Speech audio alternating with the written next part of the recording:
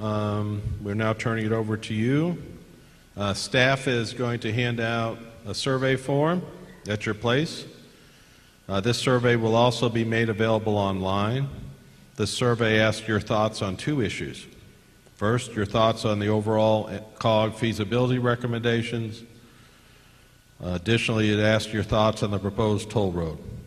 Again, you can give us oral comments, fill out the comment form that was in your packet, and/or respond to the survey.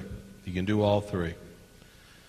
You may wish to hand the survey down the aisle to staff when you're finished, or leave it with us on your way out, or simply get it back to us in the next 10 days. So we'll now open up the meeting to you to take your comments and questions. We will ask you to limit your remarks to 3 minutes to make sure we hear from everyone that wishes to give us comments. And remember, the comments are open for the next 10 days. We received about 26 speaker forms thus far. We're going to do these first, and then I'll give you the instruction of everyone else. So please don't give us any more forms, because we want to just have you come up and give your comments directly. The mayor, Mayor Sweet, is here from the City of Rockwall. He's going to be up first. You have a microphone there, a microphone here. Further up, there are 2 more microphones, and there's 2 microphones upstairs. So, Mayor Sweet, we turn it over to you, and behind the mayor is Bobby Tillman. Mayor? Good evening, sir. Thank you very much. The City of Rockwall appreciates the work of the North Central Council of Governments and the Regional Transportation Council in planning for and providing the resources needed to address and potential solutions for both current and future transportation needs of this region. Of those identified solutions and meeting the identified transportation needs, there are several of the City of Rockwall would like to address tonight. First, and I'm going to mention this, there is some confusion in terms as far as this specific map is concerned, but this comment needs to be noted on the record. It says, first, arterial improvements on local streets and roadways are identified. Some in general, and some specifically called out. The extension of Dalton Road across Lake Ray Hubbard is not supported by the City of Rockwall. It is contrary to the city's current and future planning and is not an arterial improvement that is planned for this local street. Second, as it relates to the very recently introduced route for the proposed Northeast Gateway Toll Road, which was proposed in part to be located in Rockwall County, the City of Rockwall ETJ, and perhaps in the City of Rockwall, the Rockwall City Council, and I'll ask that they'll please stand that are in attendance here, has adopted a unanimous resolution in opposition to this route, in part.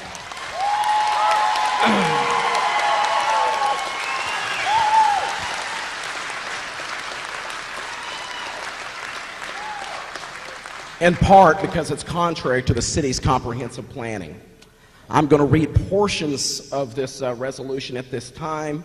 I will skip the whereas portion at the top, but it says a resolution of the City Council of the City of Rockwall, Texas, opposing the construction of the Blacklands Corridor Freeway Tollway in the City of Rockwall, Texas, says, now therefore it be resolved by the City Council of the City of Rockwall, Texas, Section 1, that the City of Rockwall strongly opposes the new route being considered for the Blacklands Corridor Freeway, which is partially located in Rockwall County and in the City of Rockwall and its extraterritorial jurisdiction. Section 2, that the City of Rockwall urges the detailed, accurate information as to all routes currently under consideration by transportation planners be provided to the City of Rockwall and to all cities and counties affected by said routes considered.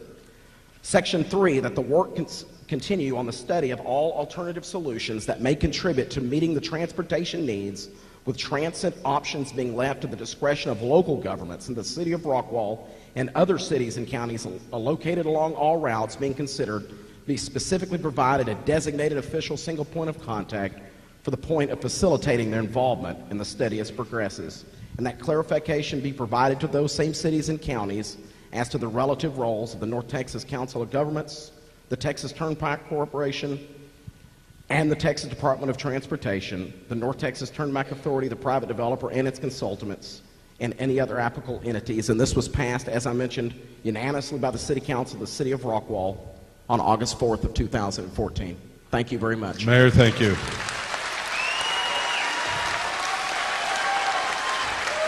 Mr. Tillman,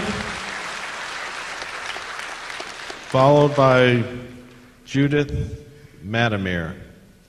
Mr. Tillman. Yes, sir. Thank you. Appreciate the opportunity to speak. I'm also in opposition to the toll road. I was in the city council meeting in the city of Saxe when they unanimously voted also to oppose anything coming through our area. I realize there's probably a need for some things to be done, but a toll road, I think we're just toll roaded out. It's very difficult to understand any reason for needing an additional expensive route. I understand a toll road costs almost 4 times as much as a publicly funded road to build. I know there's some reluctance on the part of any elected official to increase any kind of a tax, to gasoline tax or different things that have been proposed, but to me that just seems like a much more reasonable alternative. I live on about 1,500 feet from Pleasant Valley. I'm thankful that that option is somewhat less on the list, but being out in the Saxe area, anywhere close to that would not be something that any of us in that area would like to have. Additional, and the congestion getting from point A to point B, the point B comes into the turnpike there, George Bush. It's already crowded. Getting from point B, where else? You've got to go somewhere to get to 75 or 30. It just doesn't seem very feasible. It doesn't seem like a logic. I'm not a civil engineer. I'm not a planner, but there seems like there's some common sense involved there. The other thing, I think if we can't afford to pay for it, we shouldn't have it. Judith? Judith, there's a microphone on your side. And then Hi. Alex Bittner is next. My name is Judith Mathern, and I have the honor of being the county chair for the Rockwall Democratic Party. On August 26th, after looking into this toll road project, our executive committee passed a resolution against the toll road and in favor of Proposition 1. Now, public policies have consequences. We know that.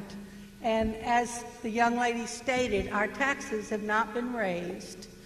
The governor and the Texas legislature has failed the people of Texas and have set up the need for this private toll road. Governor Perry stated openly that he wants to do away with the federal Department of Transportation, the Department of Education, and not quite sure about that third one, but I think it has something to do with the EPA. Okay, now how have they done this? How have we gotten to this point? And I'm going to watch my time because I can be long-winded.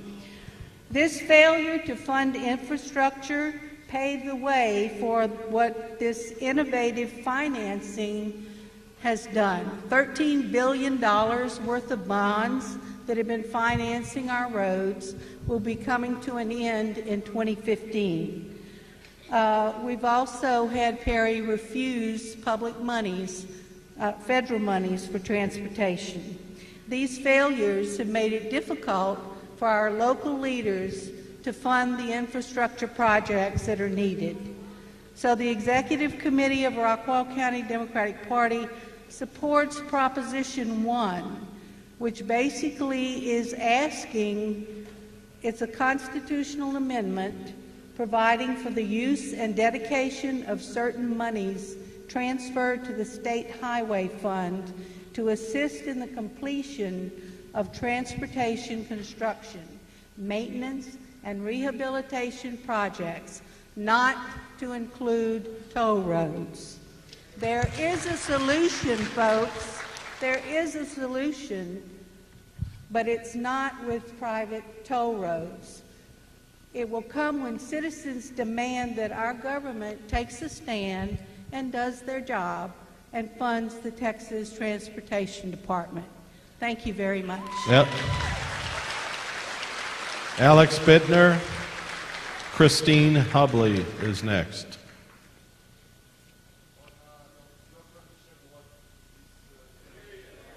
Mr. Bittner, if you could bring the microphone closer to you. Okay. 11 days ago, you had a commission. At that point, at minute number 7, Mr. Morris said that today is the last public meeting. Also, in your documents, you have the feasibility study will be done in December 2014. On the other hand, you want to move to vote on approval to vote next month in October. Based on what you're going to vote if the feasibility study is not done? More than that, I need to read you from Texas Administrative Code that public involvement, paragraph 2, holding one or more public hearings following the completion of the studies. That means you finish the feasibility study, you give it to us, then is probably the last public meeting. Also, in the same Texas Administrative Code, on the commission action, it states that the planning of the project was based upon accurate traffic data and projections, which you don't have. You talk on minute number 8 of 75,000 cars on this road. Where is I-30, where is 78, where is 380? And let me tell you, U.S. Census shows that the whole Hunt County has 35,800 people that are active, actually the people that commute. You take from this 4% unemployment, 7% people that work from home, 10% people in this area, from U.S. Census, everything is from U.S. Census, that carpool. Then I only found the data from Greenville. There are locally 10,711 places of work. So you take the 35,000, you do the percentage, you do the people that work locally, and you end up with 15,000 against your alleged 75,000. And I see in this study that you say that the population will increase by 91%. U.S. Census population for Hunt County 2035, 36.5%. Is your study company better than the U.S. Census Bureau?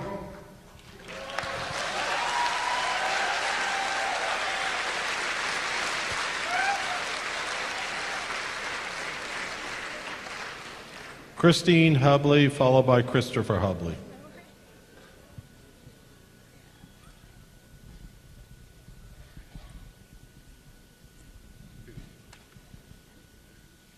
Should have worn heels. Oh, I need to hold this. All right. I don't believe your claim that we need this road and I want evidence. I have requested to receive the feasibility study, but you have not returned my email, and TxDOT replied and said they couldn't give it to me because it wasn't done. It's not supposed to be done until December. What am I supposed to comment on here, and what are you supposed to vote on next month? I demand that the public is given another meeting after the study has been finished and made available to us. The study was paid for with public money. The study was paid for with public money. Why bother wasting our money if you don't need the study to make a decision? We want another meeting. Furthermore, in your amendment presentations, you have not once broken out this toll road independently for us to see the additional gains.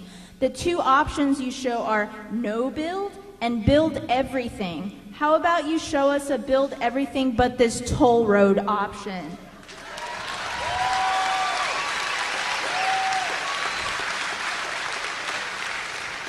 Until you provide the public with the data to corroborate your claims, I have data of my own. I found a study TxDOT themselves performed projecting future traffic.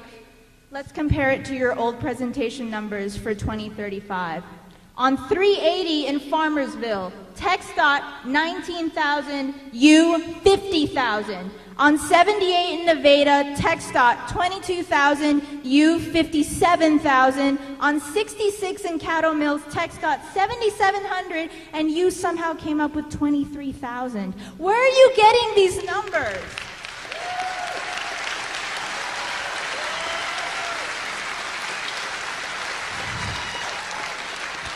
I have traffic and population estimates from TxDOT, Texas A&M, Texas Water Development Board, State Demographer's Office, and the Census Bureau, and your numbers don't jive with any of them. Yours are always grossly inflated. That 91% east of the lake is total baloney, and I have the numbers to prove it.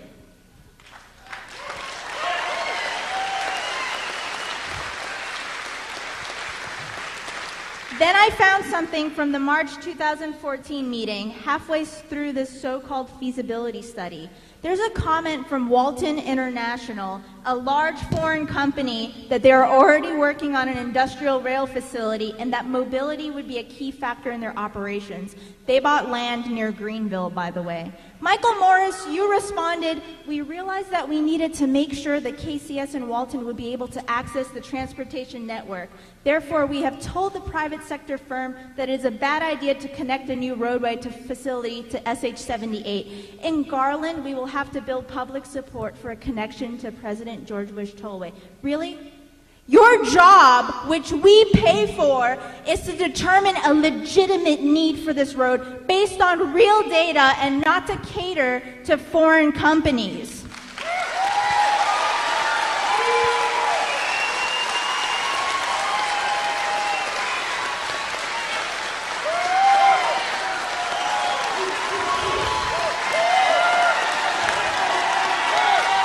Christine?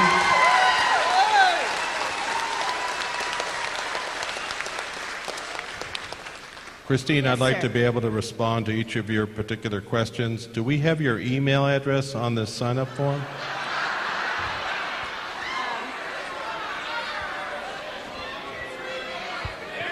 No. Okay, thank you. Mr. Hubley, you have the floor.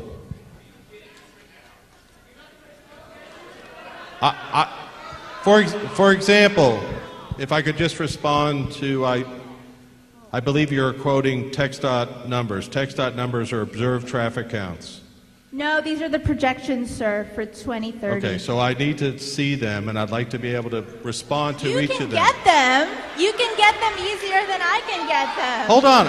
I can't hear you all at the same time. You can get them easier than I can get them. No, but I don't know what you're...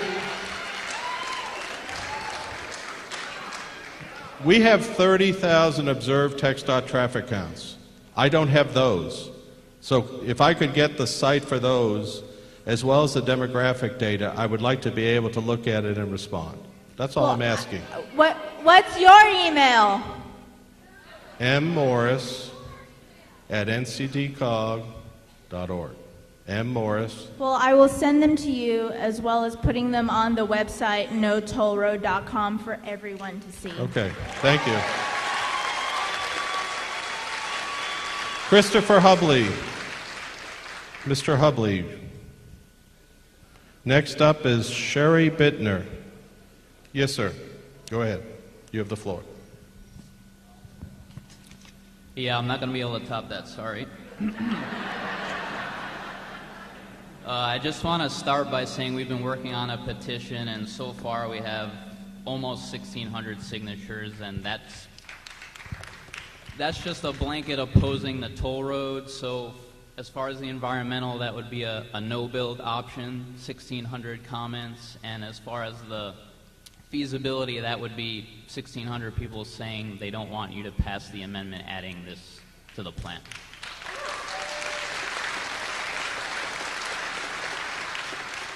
And I'd like to echo, I do really think it's unreasonable to hold a vote before you finish the study. My wife said it better, but that's just kind of logical to me. I'd like to ask some questions, though. Are you going to be connecting directly to Interstate 30 in Greenville? Is that still an option? I think we're connecting to the new farm-to-market road that we're funding in Greenville. That's the current thought. we're still looking at should there be an extension east of the Farm to Market Road to Interstate 30. Okay, so all the traffic you're going to dump on a local road, and anyone that's going to be bypassing I-30 because of, for instance, an accident would have to exit and take a local road and then get on this toll road? That's exactly why we're looking at possibly interchanging directly to Interstate 30. Okay, because my suspicion is I know if you hooked up directly to Interstate 30, you'd have to do a full environmental study, an EIS, and I think that should be done anyway. That's my public comment about the environmental also. I think the EA is a little bit underdoing it when you're crossing Lake Ray Hubbard and wetlands and migratory bird paths. I think you need to do the full study. I know you want to rush this through, but I think we at least are owed that, and I think we're owed another meeting. I like to, you guys expanded the path to come over Lake Ray Hubbard and affect a lot more people, and they weren't at all the previous meetings. I don't think you should be able to count that you informed all those people at the previous meetings.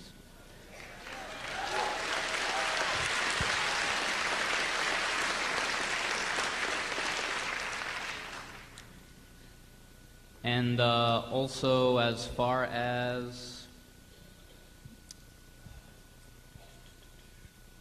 the comment about road closures necessitating this road, I mean, you could always say a road has a bad accident and is closed and you need an alternate, but I mean, I think that doesn't justify a whole nother toll road, especially when a private company is going to be taking people's property for it. And I think that's a big issue here. This isn't a normal type eminent domain thing.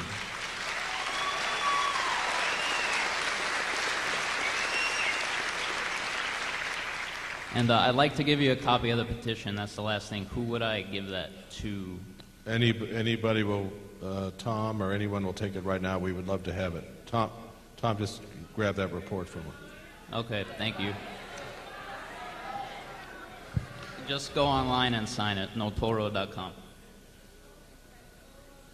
Mr. Hubley, thank you very much. Sherry Bittner.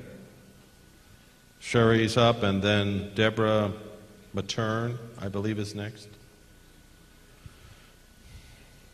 Does Sherry wish to speak? Deborah, I apologize. Matern? It's Mattern. Okay. First, I appreciate the opportunity to speak, to make a comment. I'm not quite sure what you invited us to make a comment about, because I looked all over the website and I couldn't find what the comments were really going to be about.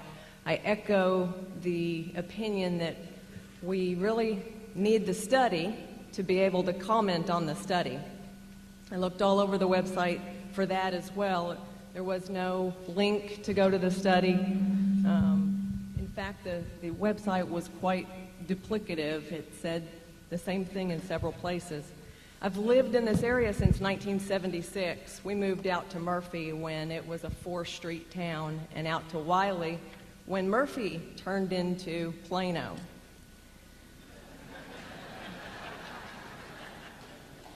We as country people who have chosen the country lifestyle calculate that into our drive, into our commute.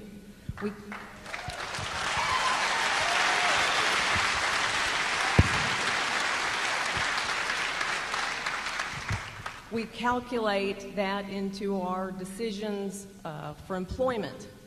I, in fact, am still 30 minutes early everywhere I go because George Bush has made it more efficient. Anybody who knows me knows that one of my favorite things is efficiency, but I will gladly give a little of that up for the comfort of the country lifestyle that I've enjoyed since 1976.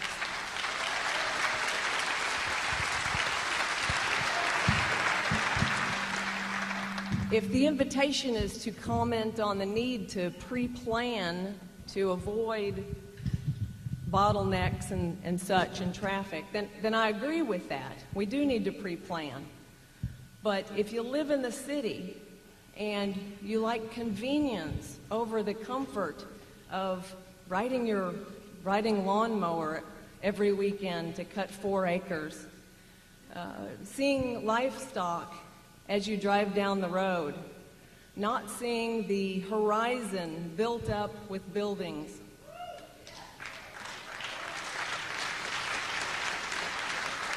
Then listen to the people sitting in this room. If we wanted to live in the city, we would live in the city.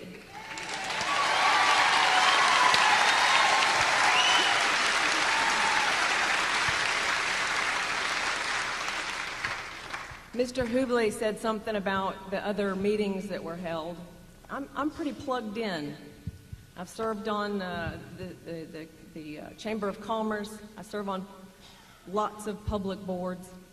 And for me to be notified of the last meeting only 2 days before it, and not by COG, but by my mother and a local realtor, it is obvious to me that the efforts that went into notifying all these people in this room did not do so.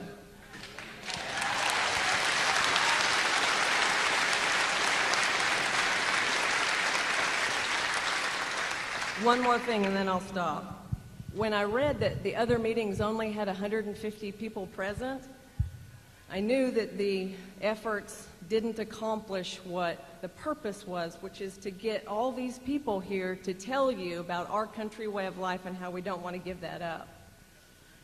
I agree with what the mayor of Rockwall said. We all need more detailed information before the study can be passed off or handed off. I've spoken to public officials over the weekend who said that that's what this meeting was, is to hand off this study to TxDOT. Well, please give us a copy. I think as Ms. Hubley said, we paid for it. It's our tax money. So, Deborah, thank you. Give us the information so we can read and actually comment.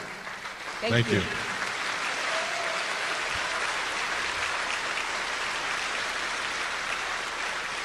Diana Smith, followed by Emily Donnelly. Ms. Smith has the floor, then Ms. Donnelly. Thank you. I oppose the toll road. This toll road is all about moving an additional 1,000 plus trucks daily between Greenville and George Bush out of intermodal hubs. Trucks are serious contributors of nitric oxides and VOC gases, which are the basis for the formation of ground-level ozone. The entire DFW area is now classified as an ozone non-attainment area. There should be no effort to increase the number of trucks traveling through this area. This land and this earth has a limit. We don't need it. Ground-level ozone can harm our health. Children are at the greatest risk because their lungs are still developing and they're more likely to be active outdoors. Ozone affects sensitive vegetation and ecosystems, forests, parks, wildlife, refuges, wilderness areas. We have Muddy Creek Wildlife Preserve, which is 206 acres in the Saxe-Wiley-Rowlett area. That far west tip of your refined study area, that's 206 acres of a wildlife preserve and countless dozen parks. Rowlett was selected as one of 118 cities across the nation to be named Playful City USA for its dedication in promoting parks. Rowlett and Saxe have both been designated Tree City USA by the National Arbor Day Foundation. Under the Clean Air Act, the EPA has established health and environmental protective standards for ozone in the air we breathe, and the EPA and others have instituted a variety of regulatory actions which I believe prohibit you from contributing more ozone to this area. Thank you.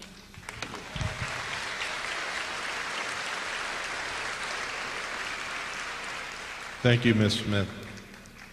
Emily Donnelly, followed by Linda Knight. Ms. Donnelly. Emily Donnelly. This is very Can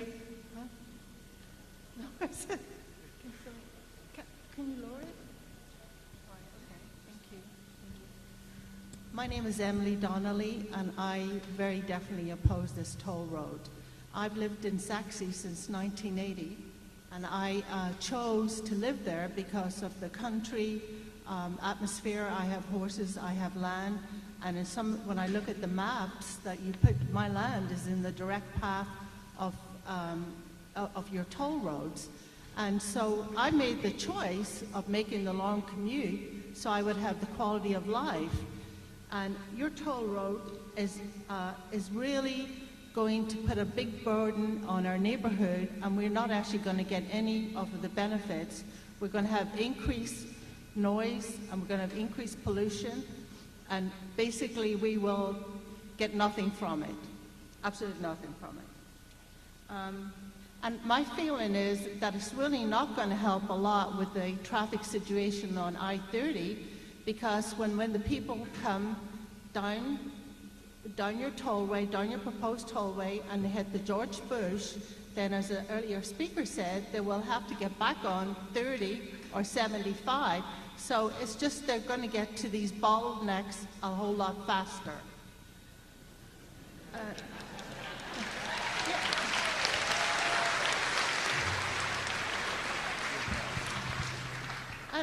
And there's a lot of misgivings that I've heard, and there is a lot of hearsay, that maybe you guys need to clarify up for us. One thing that really concerns me is that, this private tollway could have a non-compete clause in it, meaning that any of the other streets that could be in competition to them cannot be improved, which they seriously need to be improved, and if they are improved, then we will have to use some of our taxpayers' dollars to compensate this private toll road. Our region will not have any no-compete components to it. So we've been through that on the other projects in the region. And we do not have the ability. We do not. Hold on, sir. I'll give you the floor at the right time. Hold on one second. Sir, could you please sit down? I just want to respond to the woman about the no-compete clause. We're hearing that every day. Okay, all right, okay, I've got it. But I will do some more research myself because I'm seriously concerned about some of the data that you guys are looking at. Another thing is, basically this is just a bad idea.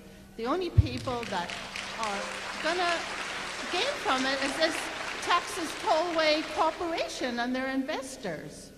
So thank you very much. Thank you. Ms. Knight, thank you very much. Roger Geiger, followed by Robert Neal. Earlier this month, I had to go to a store in Carrollton. The area was a twisted mass of elevated roads, railroad tracks, and of course cars. As I made the last turn, I discovered this tiny historic downtown Carrollton where this store was that I had to carry my bassoon to. It was buried under urbanized improvements. I wanted to cry, knowing that urban planning, in the name of this Blackland toll road cancer, is threatening our quaint little towns like Wiley, Levon, Cato Mills, as well as the rural lifestyle around them. Is the future of this area to be like that sad, historic Carrollton? And I'm sorry if there's people here from there, but I don't want Wiley to look like that. Will our rural properties, fields and forests and ponds suffer the disease of concrete? We need to stop the toll road.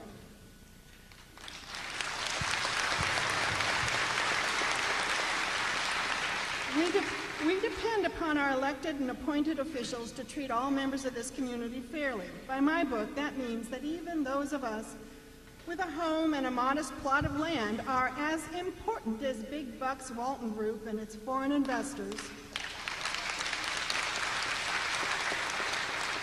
or the Texas Turnpike Corporation. This is a private toll road. This private toll road is proposed to cross lands that are privately owned. So whose private rights are more important? The landowners or the toll road enthusiasts?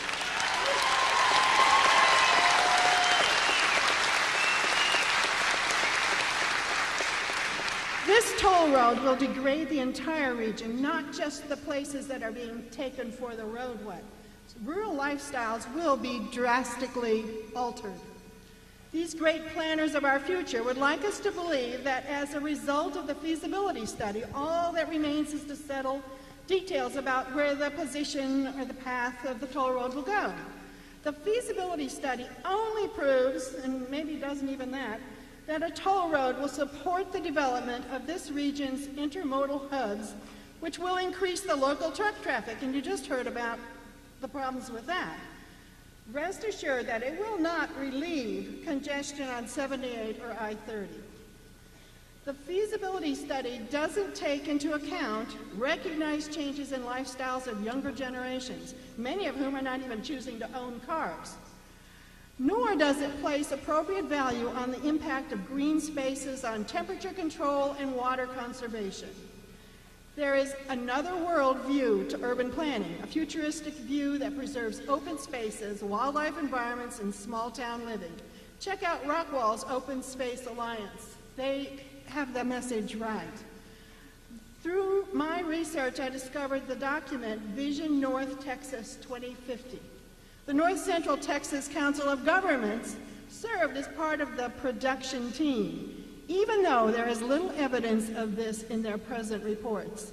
This document encourages planning that is better than business as usual, making the most of the community assets and setting policies that ensure greenfield development and support existing neighborhoods.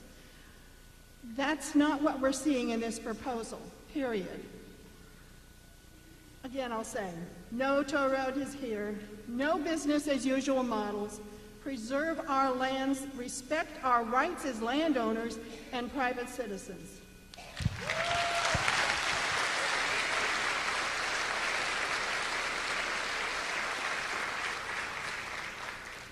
I just want to make sure I'm in order. Miss Knight, that was you, wasn't it? Linda Knight? Thank you, ma'am. Roger Geiger is up, and Robert Neal is behind him. Mr. Geiger, you have the floor. My name's Roger Geiger. I live in Twin Creeks, which is about 1.5 miles from the dump that is on one end of your toll road. I've lived there for 30 years. I raised my family there.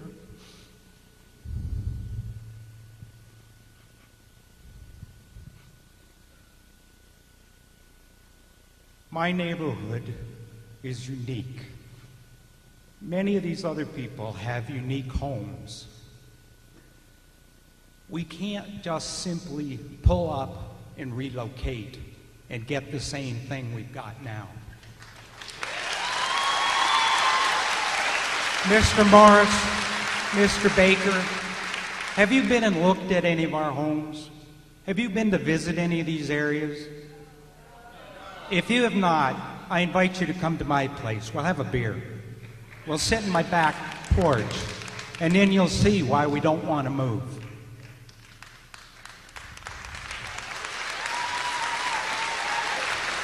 Now, there are probably some people in this room who want to leave their neighborhoods.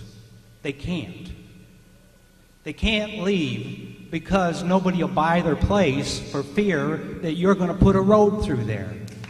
So that if you insist on continuing with this effort, please don't dawdle. Get it over with. Get them identified so that people who want to sell have a chance to sell. On the open market, not to you.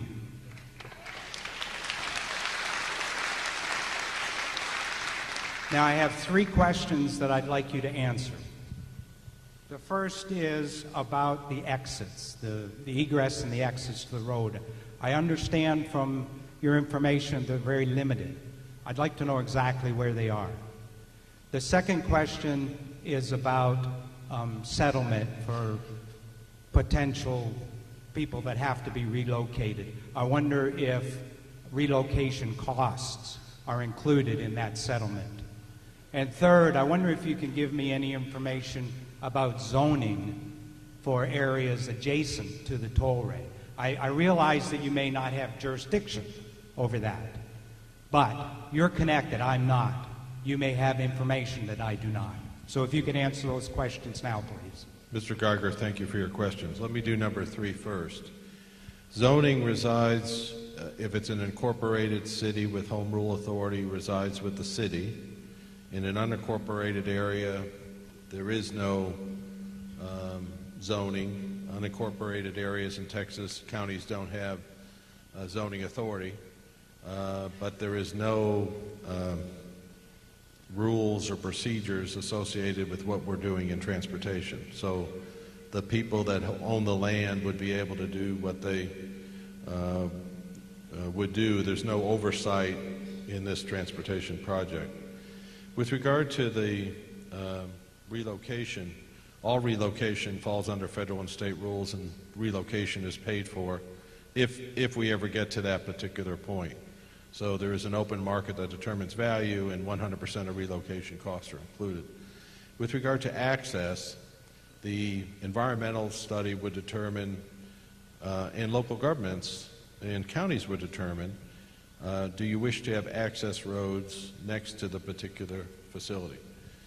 We have toll roads in the region where the communities wish not to have any access roads, so it's what's called a limited access facility. The only access you have is through the entrance and exit ramps getting onto the particular facility. There are some other locations, and the private sector team has been working with counties and local governments on where they may wish to have frontage roads parallel to the facility. So the landowner would have access to the frontage roads, but all entrance to the toll road facility would only be through entrance and exit ramps associated with the interchanges. That's why we're very interested in creating more north-south facilities, like State Highway 205 would be an example. I hope that answered your question. Well, but you don't know where the actual locations are? Well, they're still in the middle of a study. They don't have conclusions, but there are sections you're looked at where you may be looking at frontage roads, I believe. Do you guys want to respond to that? You may want to use that microphone. Maybe I could be more direct. I've heard there's no egress, entrance egress in Wiley, for instance. So is that true? So in the section as you approach George Bush, the specific question is, are you contemplating any access roads along that section of the facility? Sure. The exact locations for entrance and exit ramps are part of the study. That is something we're looking into. Right now, along that alignment, that particular alignment, there could potentially be a diamond interchange at Elm Grove Road.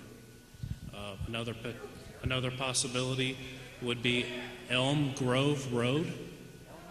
Another possibility could be FM 544 if it is extended farther south, and if one of the routes we showed earlier tonight does interact with that proposed facility, that's another opportunity. At this time, though, that is part of the study, is determine the best locations for that, for those types of Mr. Neal has the floor. Eileen Sheehan is following. Mr. Neal, go ahead, sir. All right, thank you. I've never spoke at a public meeting before. It's interesting. I found out about this meeting because I got a yellow card that said the toll road's going to be built right through your house. And up there, y'all said, well, it's going to be false. Well, kind of find out, looking at your pamphlets here, I live off of Eastview Drive, which is right off Pleasant Valley, which is where you're talking about putting in the road. So apparently that card is true. It is not false, as you indicated. The other problem I have with this is the Texas Turnpike Corporation, which is apparently a bunch of good Texas boys, because they're looking out for our interests, because that's the way that they introduce themselves. They are a privately held company. Their interest is profits and revenues. They have to make profit and revenue in order to succeed. I'm glad you're from Texas and welcome to our state, and I appreciate you taking everything you can with our state. But if you do not succeed, if you do not make profits, you do not make revenues, your business will go under and you will not succeed. So what you want to do is not a no-build option. You want to do a build option because that's how you're going to make money. You can sit up there all day long and go, I'm for you, golly, guys out here in the audience, we really want to do what's best for you, but I just don't see it. I heard Amanda talk, you know, or these guys over here talk about, well, you know, we're not putting any money towards this toll road, and then on page 27, all of a sudden I see Amanda go, well, here's this toll road coming through, hitting Greenville. It's going to come right out of Greenville, and then it's going to come all the way down through a bunch of towns, and it's going to go 10 miles from 30 where George Bush hits. So it's like you got just a 10-mile road that you just want to get revenue for. It just seems like a revenue generator to me. And so one of my questions to you then is, are you going to, in your feasibility studies, put out what profits and revenues you're going to make based on your work in building this toll road? I think that would be in the interest of the public to be able to see that. Yeah, what is transparency? Is this an Obama transparency, or is this y'all? What kind of transparency is this?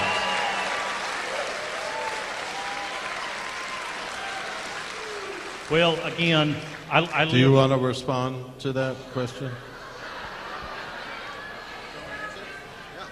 Yes. Go ahead. I'll answer it. Thanks. Is it Mr. Neal? Nail. Nail? Yes, sir. Sorry, I hear that and say Neal. See if I can figure this out. You don't have a long time to answer it.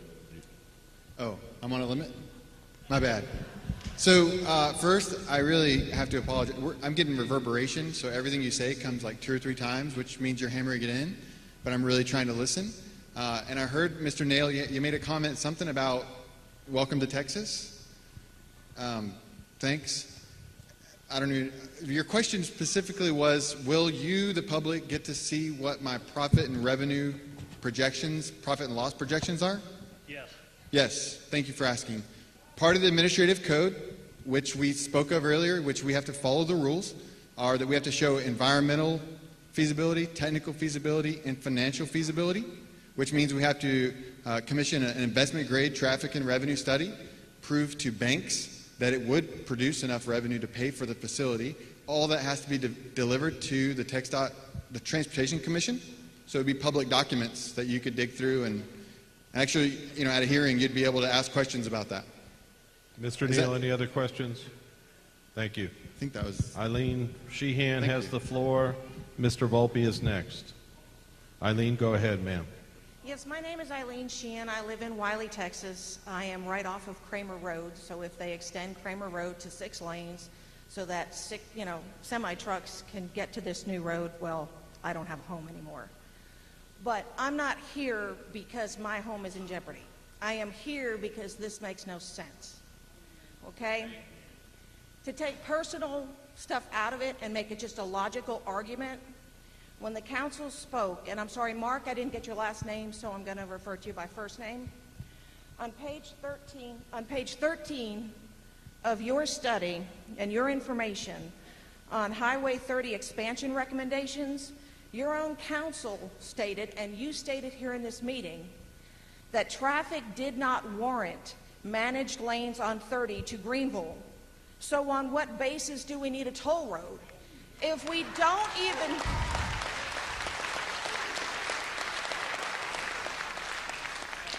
If the traffic and anticipated traffic doesn't even warrant managed lanes on 30 to Greenville, then how in the world do we ever justify a new toll road?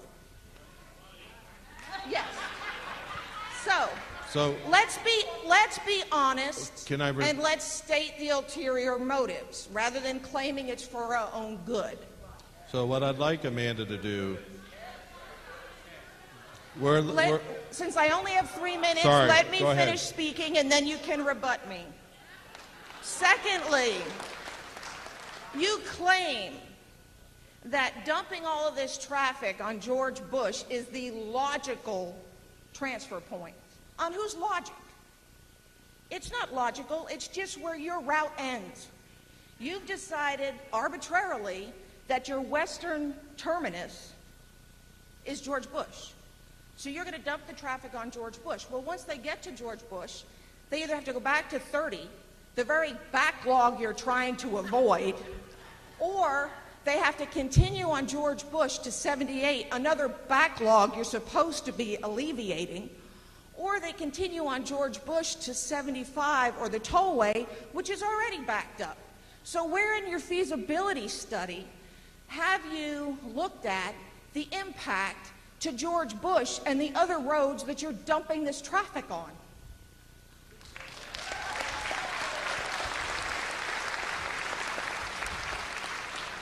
Finally, you claim that you want to do what's in the best interest of the people. Fine, then put it on the ballot in November and let us vote.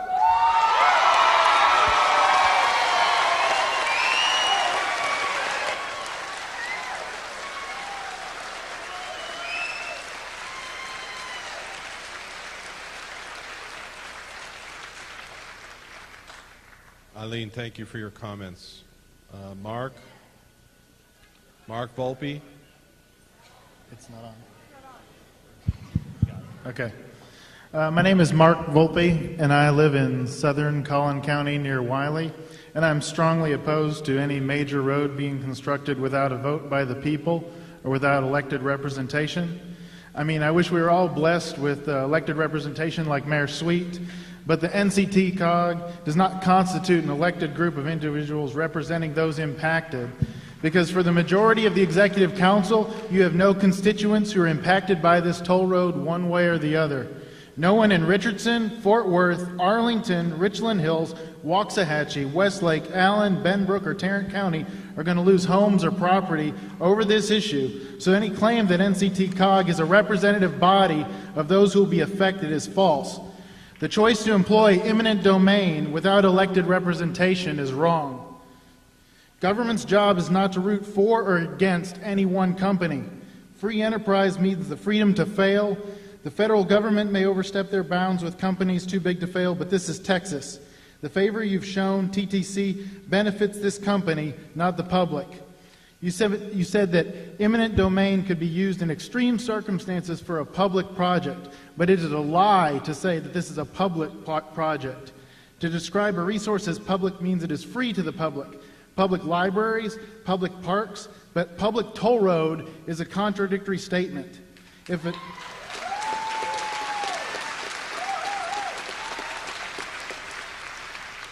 This is worse than any federal government overreach.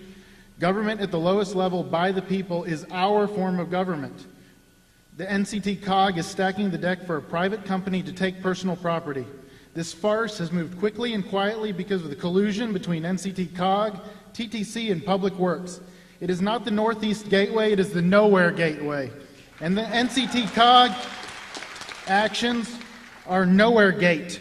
You should all be recalled. You are selling out to a private company to force us out of our homes, then charge us to use that land. Municipal government should be the counterweight to private companies wishing to exploit average citizens.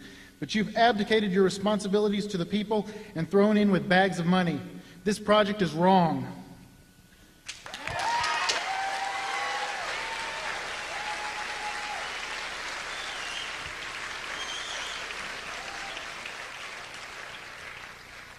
Mark, just to let you know, I'm not sure it changes the point, but this doesn't go to the COG Executive Board. This goes to the Regional Transportation Council.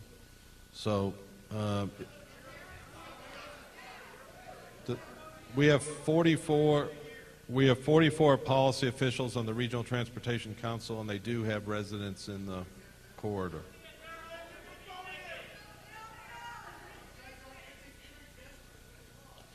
Now, hold on a second. Someone makes a point that this is going to the COG Executive Board. Some of you may be interested and think it's going to the COG Executive Board. It doesn't go to the COG Executive Board. It goes to the Regional Transportation Council. Now, maybe some of you don't wish to know that. All I was indicating to Mark is it goes to the Regional Transportation Council and not the COG Executive Board. That's all I was trying to say. Barbara Harless is up, followed by Jonathan Holloway. Is Barbara still here? Barbara, you have the floor. Ma'am. All right. I dropped my piece of paper. I want to mention what I'm going to mention because I thank Representative Burkett from Austin for being here tonight. This is such a large auditorium. Are there any other elected state officials that are here tonight? No. Then I'm going to say this. I track every time I fill up my car at the gas station. And last year I drove a little over 16,000 miles. I do not work. There are days where my car never leaves my garage. But I live about 5 miles from the North Texas, from George Bush. I too have lived in the countryside for 33 years in Murphy. According to your presentation on page 8, the Blacklands corridor, it looks like if the gas tax had been raised by 20 cents a gallon, state gas tax, then that means during the year 2013, I drove a little over 16,000 miles in my car. So if I had paid 20 cents more a gallon, I would have paid about $132 more that year in gas. I paid $480 in tolls. So I would have saved $348 if the gas tax were raised.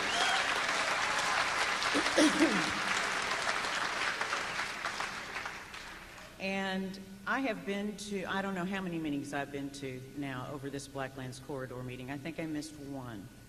And the Regional Transportation Council employees are 80% funded with federal money. Mr. Morris, you said at the September 8th meeting. All right. And so you are a federally paid employee, correct? Yes.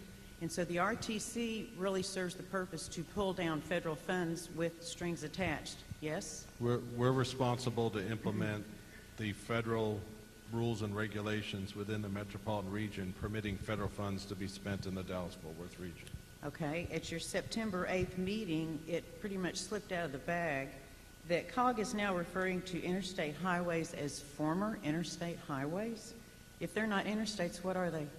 I don't, you'd have to help me with, I've never... It was the woman that was sitting at September 8th meeting. She was sitting to your right, far right, down on the corner at the end table. She was a brunette, and she was talking about the bike paths, and she referred to the interstate as a former interstate. You might want to go back and visit I'll go that. look at that. I have no knowledge of any interstate highways being former interstate highways. Okay. Well, many toll construction projects do have non-compete clauses, meaning that another free road cannot be built adjacent to it.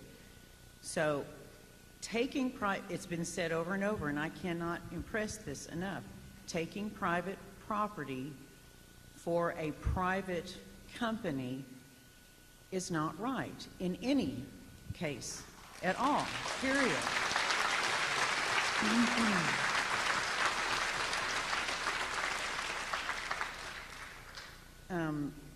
And you also said, Mr. Morris, I can't remember if it was on September 8th or a previous meeting, that all transportation projects nowadays that involve federal funds must include bike paths and alternative forms of transportation like rail.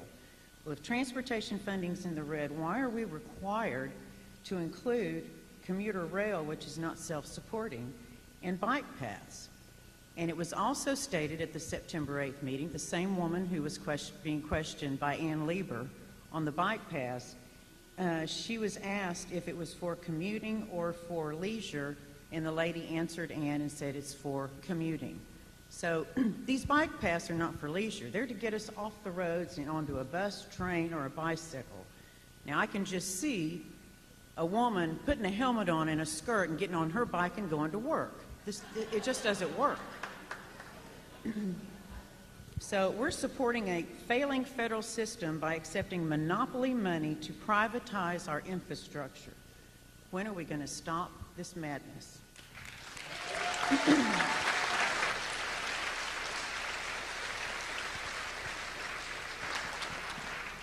Barbara, thank you. Jonathan Holloway is up. Yeah, I have just a comment and then a couple of questions. The first comment is I just kind of found it interesting that you couldn't project the number of people that would show up at that elementary school, but you're trying to project how many people are going to use a toll road.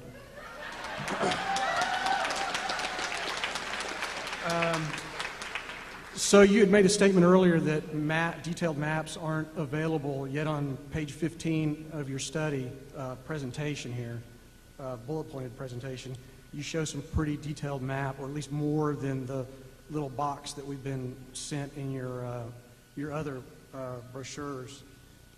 Pretty detailed for the terminus.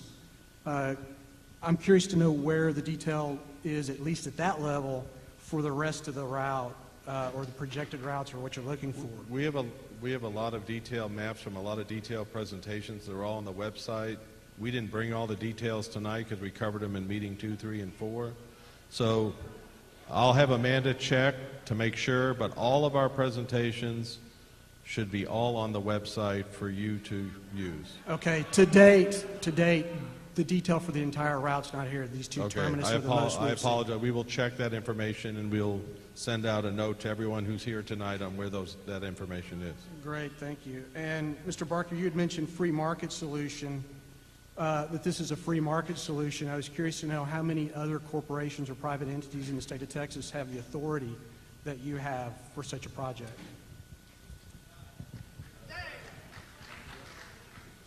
I guess I should hold the microphone if I'm going to get some more questions. Your question is, how many other entities in the state of Texas have the rights? Private congressional authority that you have for a project such as this. Right. I could send you an article from 1991. There were around 10 that were created. You can look them all up on the Secretary of State website. If you give me 1 second. If you look them up on the Secretary of State website, they're all still around in various forms of formation, I guess. But as far as I know, we're the only ones in good standing. Okay. So does that include any that have... So a gentleman had brought up something interesting about Indiana. I don't have any facts, but it sounds like private corporations have failed at this attempt before. Is that true? Which would make you the first to succeed if you're successful. Is that accurate? Yeah, I hope so. Because that comes back to you. Was that part of your feasibility study in using a private corporation to build a tollway? There's 4 potential companies that could build a toll road. The North Texas Tollway Authority could do it. Collin County could do it. The Regional Mobility Authority and the Paris District could do it. Or this particular private sector toll road could do it. And all of those are still on the table All for of the those- build option. All of those are still on the table because... Okay. So my last question is, where can the public obtain, download, and this has been brought up before, but I've already had it down here, so where can the public obtain, download detailed research data, reports for these existing presentations, as well as future route studies and Texas Turnpike business plan and exit plan when you fail at this? We will send an email to everyone who registered tonight, if you're registered by email, and communicate to you directly where all these particular presentations and reports are. Okay. And that'll be available before any kind of vote takes place to move forward? Yes, correct? of course. Okay, thank you. Thank you. Mr. Holloway, you have the floor. My name is John Holloway. I live at 806 Meadow Drive, just outside of Wiley, Texas. I live there with my wife and her great aunt, who is 102 years old.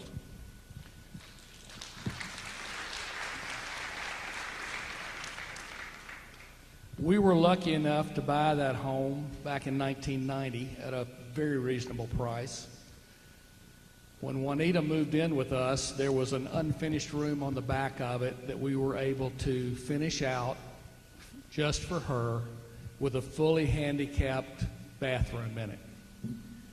She is not only wheelchair bound, but she has to be lifted every time she moves from the wheelchair anywhere else. I, as you may have noticed, can use a walker or a wheelchair, fortunately, but I need the handicap facilities also.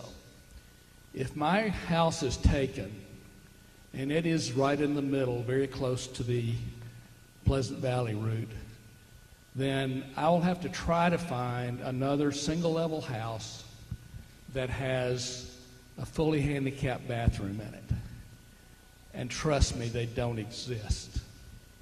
My only option will be to have to find a house that I can renovate. Are you going to pay for those renovation costs? I don't think that's in your plan.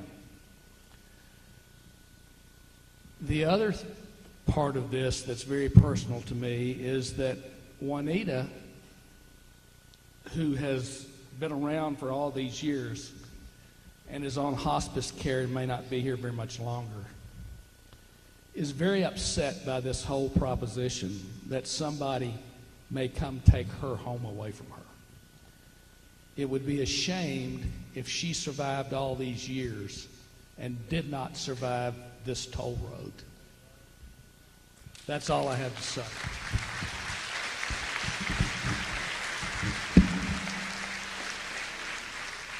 Mr. Holloway, thank you. Deborah Hawkins, and then Wally Wadsworth. Miss Hawkins still here? Take your time. Wally Wadsworth is next. Deborah, don't hurry, and we turn it over to you. Hello. I think Deborah's up first. Sorry.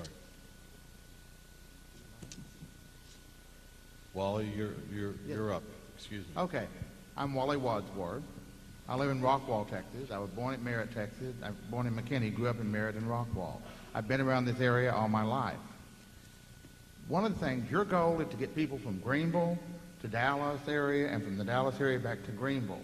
Your literature I've read talks about how the light rail is not feasible because you don't think there'll be enough ridership.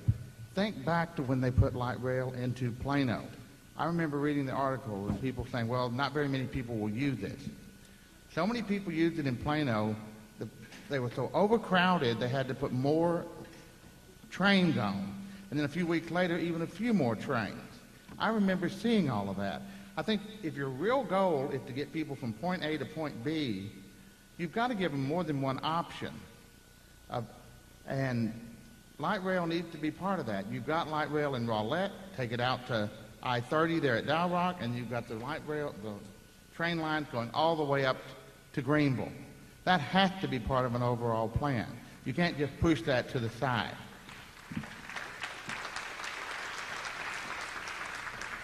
And when you say that there's not ridership, they said that about the Plano one and were proven wrong. Right now you got people from McKinney, Allen, Sherman, Denison, all coming down trying to use the rail to get into Dallas. They're glad just to have half of their commute cut in half and get them off the road so other people will be able to use those roads. The other thing is, too, many of us here in North Texas feel like we're being surrounded by toll roads every time we turn around. And that upsets a lot of people. We pay our taxes, our gasoline taxes, and yes, they haven't kept up with the need. That's not our fault. That's something the legislature needs to address.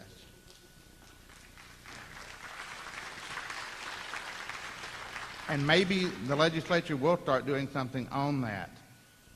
But a toll road in these residential areas and the farmland is not something I think that'll solve. You know, a lot of these families in here now, y'all are middle class. You add another $20 and $30 or $40 a month if you're going to use that toll road on a regular basis to your budget. A lot of people can't afford it. And that's a problem there. I'm also very thankful to be here tonight and be able to talk to y'all.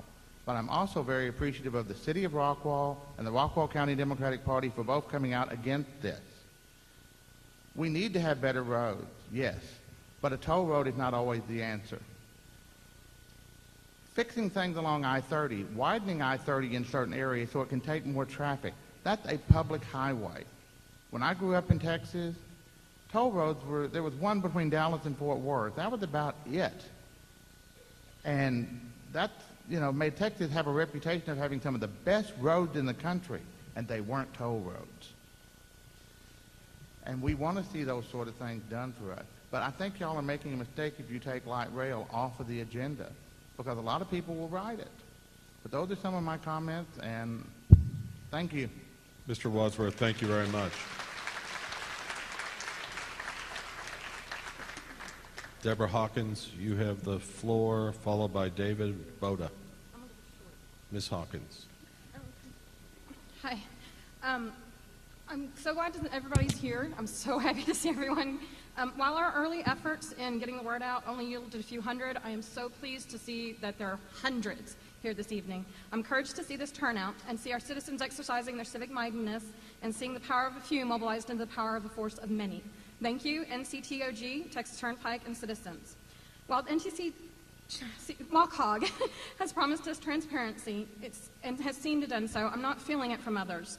I'm feeling, quite frankly, a three-card Monte game, and the queen isn't on the table.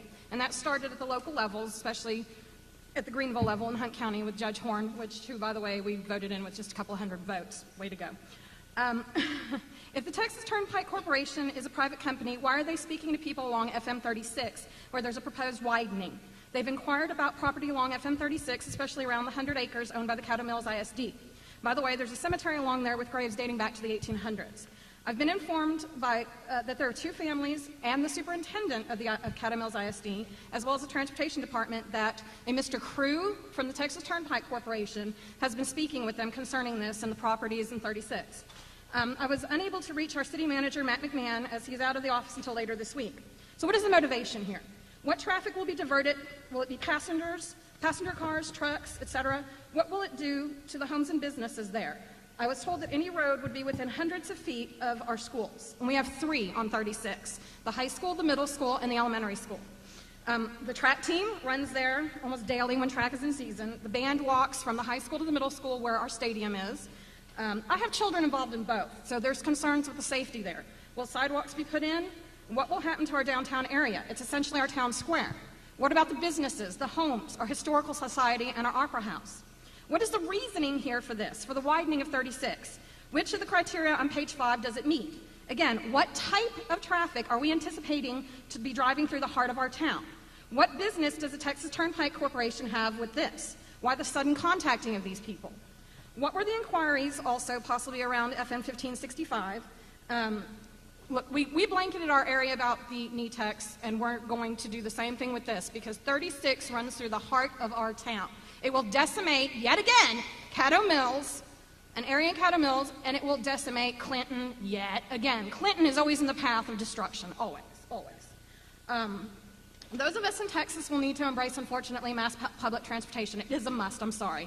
We need a line, definitely on 380, running to McKinney, a line from Commerce to Greenville, Greenville to Rockwall, and then to Dallas. The students of Commerce would greatly benefit from the line, and it would generate more revenue for those other cities, and it means more employment rates for the two cities. My son is currently engaging in an informal poll of the residents of Commerce, especially around the campus area, because he's heard repeatedly, and he's had to give up his job because there is just no mass transit and he doesn't have a car. I can appreciate our processes and the fact that we have an environmental study that will be done, because as we all can remember, do we remember the crane debacle, the breeding grounds in Carrollton in the 90s? Not once, but twice, people.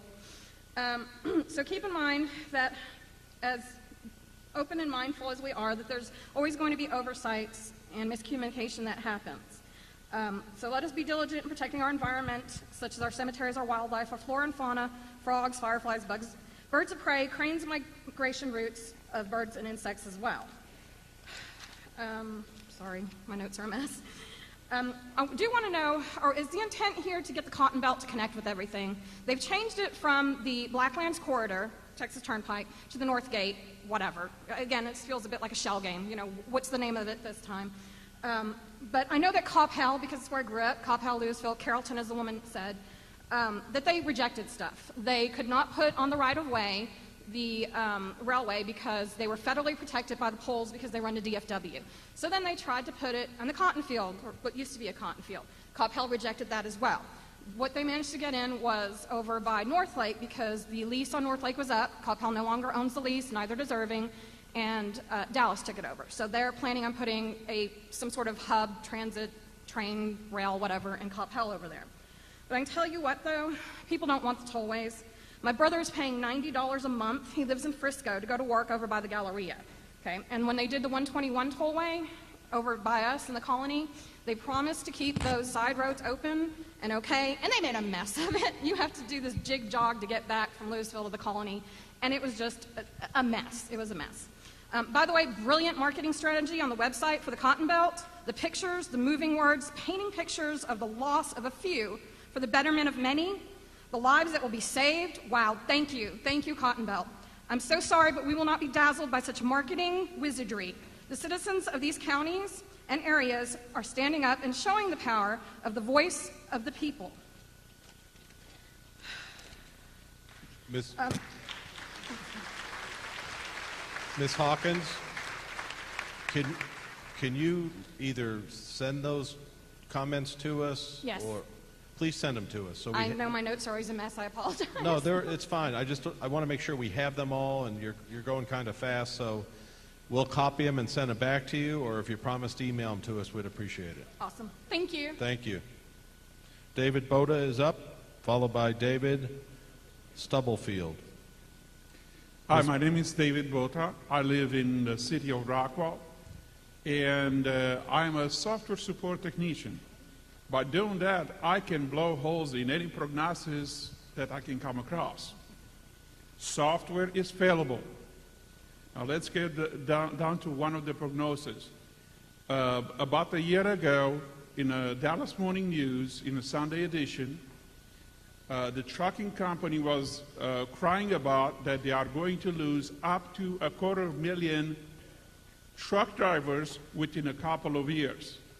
If they are crying for that they are not having enough truck drivers, why in the world do we need more roads that are not going to be used by the truckers unless are coming from Mexico? Number two, what I see over here is it's a take of the farmland and ranch land, and it's making the state of Texas more of a to have to use produce and the meat from other countries, to which we sell as a country chemicals to grow those produce that are no longer allowed in these United States. Number two, we are also selling the byproduct of the water treatment system. Now think about when you eat the salad tonight, what was used to grow that tomato or that lettuce or them radishes? Did they use chemicals or they use the byproduct of the water treatment system? Another thing, for the water purification, there is no purification, there is no filtration for Xanax, for coffee, for any of those medicine. So when you drink the coffee tomorrow morning, think about it. We need more filtration, we need better environment for the people before we put the toll roads in. Mr. Boda, thank you. My goal is to get to tomorrow morning. Mr. Boda, thank you very much. Thank you. Mr. Stubblefield, followed by Joseph Sullivan.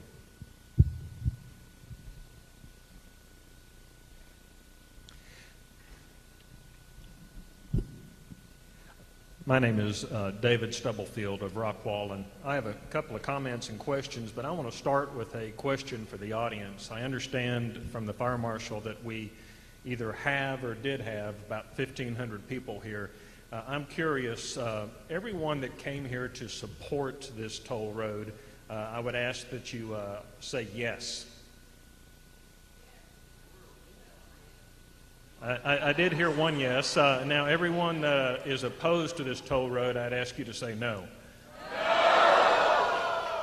Okay, I think I have a good understanding of why the audience is here tonight. I live on Anacade Road on the north side of Rockwall. I had not even heard about this proposed toll road until about 3 weeks ago.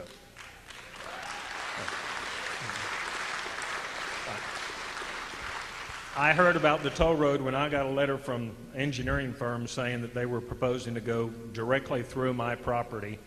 I then met with an engineer working with Hewitt Zollers. Mr. Woodruff on stage up here is with Hewitt Zollers. The engineer told me that they have narrowed it down to 2 routes, one of which goes through my house and the other one goes directly below my house. But both of them cross across Lake Ray Hubbard with a long bridge coming into Rockwall, which was never under discussion in the past year of public hearings and everything with this project. And by the way, my property is a wildlife property. It's under the management of the Camp Creek Wildlife Management Association. And they decided that we don't need a wildlife management property, we need a toll road. But I have a couple of questions for the people that are here on stage. I was going to ask Amanda Wilson. I see she stepped away. She'll be right back. Ask her other questions first. She'll be back in a Mr. moment. Morris could answer it also. It's my understanding from the presentation that North Texas Council of Governments has spent a year studying this proposed project, publishing 4 newsletters, holding 6 or 5.5 public meetings, making a dozen presentations to city councils, elected officials, and others. In 100% of these efforts, the routes studied, presented, and discussed have all passed somewhere between the 2 lakes up around Wiley and along 78. It's only until a few weeks ago that Rockwall even came into discussion. It's my understanding the North Texas Council of Governments came up with recommendations based upon public input, but much of this public input came from the citizens of Saxe and Wiley, which is not now where they're proposing to go, and Rockwall did not even get anything to say about it. So my question to you is, isn't all of your work and your public hearings of the past year wasted, and isn't it necessary to repeat this process with the involvement of the city of Rockwall and its residents? Is the Texas Turnpike Corporation going to ignore your recommendations and go across the lake and go through Rockwall, even though you say on your documents that the public was opposed to a bridge across the lake? I would propose that the North Texas Council of Governments really doesn't care. They're going to support whatever project that a private company wishes to build, as long as they don't have to spend their tax dollars to build a road.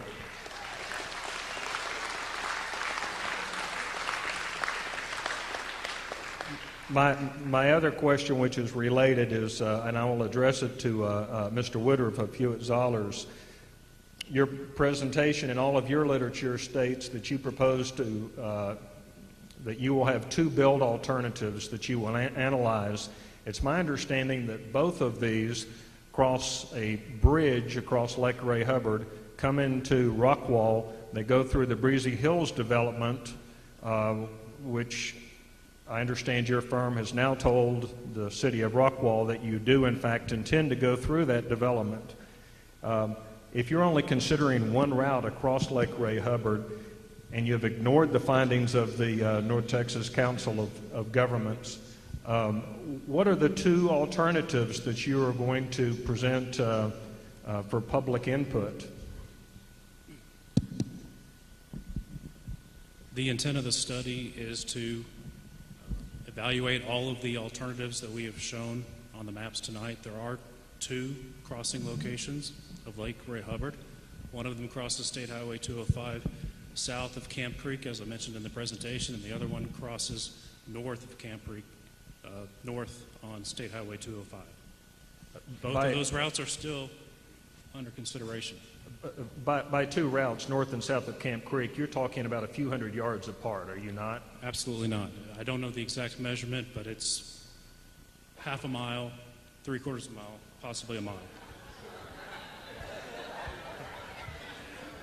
But your surveying crews that are out there have got survey stakes placed along these potential routes, and they're no more than 200 yards apart. There are no survey stakes identifying any potential route. I personally stopped and spoke with the surveying crew and asked them what they were doing, and they said they were working for Hewitt Zollers and they were surveying the proposed route. That is not the case. They are surveying for a hydraulic analysis of the watersheds. It's one of the most critical things in preliminary engineering is to determine how this roadway might impact the existing watersheds, the new location roadway. They are not doing yes, they are surveying. They are not doing a boundary survey. They're doing a topographic survey so that we can identify the elevation of the area. The shape. Hold on one second. We've been doing really good so far. The question was asked of them. Let them go ahead and answer the question, and then if someone wishes to ask a follow-up question, you can go ahead and ask a follow-up question. Sir, you have the floor. Go ahead. We need to determine the exact cross-section of these watersheds. We need to know exactly how much water is flowing in them. We need to know how this roadway could potentially impact those watersheds. That's why we're in the field out there doing the survey. It's not a boundary survey. It's not for the purpose of an acquisition. And to answer your question to me, I think, Mr. Stubblefield, I don't know if it was to Amanda or me, our preference is to go between the lakes and not to cross the lakes. And we're now doing work in Collin County, which is, I think, going to try to support that particular position. But you are correct. Since our public meeting 3 or 4, routes have been established that are further to the south than what we have been showing the public previous to that point. Joseph Sullivan has the... Joseph Sullivan, sir, you're next, and Brett Yambor is right after Mr. Sullivan. Go ahead, sir. Well, there have been so many good comments on the fact that the facts that have been presented really don't match facts put out by other portions of the government. The transparency is not very transparent. There's really no point in my going over those, but let me make a couple of comments. First of all, if you go back and look at the websites of Council of Government meetings, there's one in which the county judge of Hunt County, resplendent in a tracksuit for such an impressive event, commented that the Council of Government staff should ignore the 200 or 300 letters that had already been received in opposition to this because there were 15 or 20 people out there who disagreed with the concept. And I would say that now, with the room 3/5 empty from what it was, he appears to have underestimated the situation. In fact, it appears that now that most people have gone home, you're down to about the numbers you expected for this meeting when you tried it 2 weeks ago. So this is a serious political issue. This may change political careers. We're not stupid. We know that we vote for the officials who show up at the Council of Governments. Now, they may think big regional thoughts there, but we elect them to think about us. We are actually the people who live here, pay taxes here, and vote here, as opposed to the people who might, if your projections, as opposed to TxDOT's projections, actually show up. All of those people, for the most part, have never been in Texas yet. They shouldn't really be represented by our elected officials, okay? Now, having said that, let's talk about the actual effects of what you're talking about here. It's all very nice to wear people out with slide after slide of bicycle routes and studies and environmental studies and phase this and that and the other. And sure enough, people get worn out. But what we're really going to do is wherever this thing goes, and I have a feeling that you have a pretty good idea where it goes, okay, whether it's being revealed in this transparency meeting or not, wherever this thing goes, it's going to be at least a 400-foot wide wall through that community. All right, there can be no community integrity left after you have put a 400-foot wall through existing communities. All right. Not only that, it's a noisy one. It's a noisy nuisance. The values of the people who do not get bought out cannot be improved by having the sounds of thousands of vehicles running past their house all the time. And let me say one more thing. All these nice words about the free market and this and that and the other, where I come from, the free market means that people are not compelled to buy. You make me an offer, I can walk away. But you're making offers that we can't refuse. It's sell out or we'll take it anyway.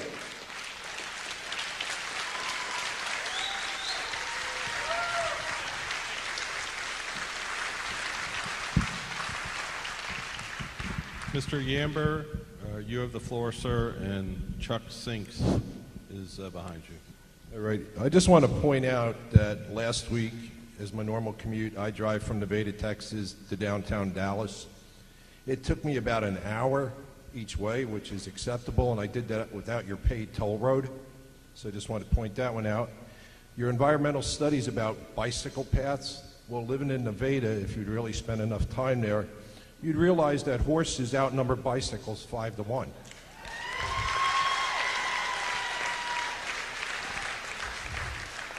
What we really are is a private company, and the difference between you and us is you get paid to try to make decisions, approach the state to make profit, and get your bonuses and your paychecks, while the rest of us lose our lifestyles and homes that we so desire.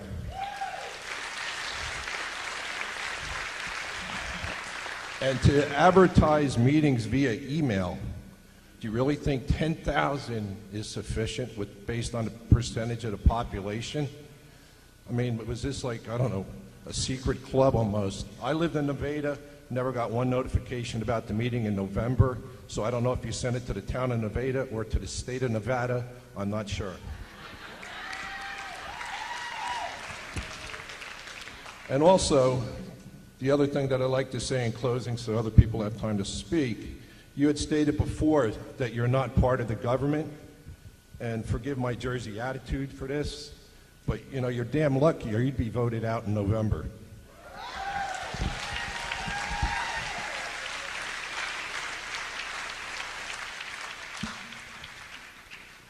Brett Yamber? Oh, Mr. Yamber, thank you. Thank you, sir. Chuck Sinks, followed by Barbara Montgomery. Mr. Sinks. Mr. Sinks still here? Is Barbara Montgomery here?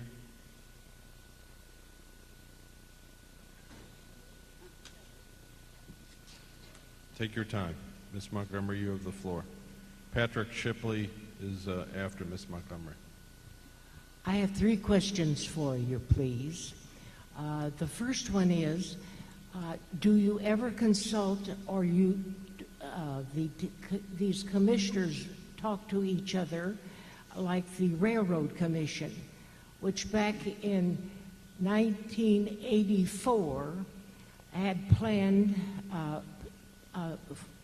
rapid transit and had made a plan overall for this area? Have you ever talked to them? Do you ever get with them? Do you organize things with other commissions who have transportation authority? Yes, ma'am. We work directly with the Texas Transportation Commission, who has responsibility over transportation in Texas. We work with the Texas Environmental Quality Organization, who is the companion to, at the state level, who is the companion to the U.S. Environmental Protection Agency. The federal agency working with TxDOT is the U.S. Department of Transportation.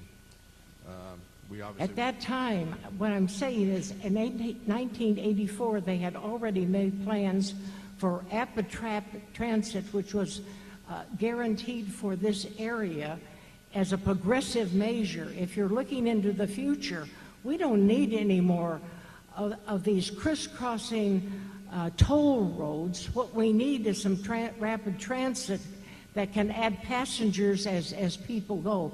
My second question, I want to know, you've talked about all of these studies. Have you ever done one on pollution and what these toll roads, and you think massive people are going to use them? What kind of pollution have you even considered? Since it was only today that the Rockefeller Foundation divested all of its interest in oil. So people are going to have to either pay more for their oil, or else they're going to have something beside transportation by just getting in their cars. We need some kind of a rapid transit, which was planned in 1984. That's why I wondered if you ever talked to these people. We will review all of our public transportation plans from '84. DART was created in '83. DART has the largest light rail system in the United States.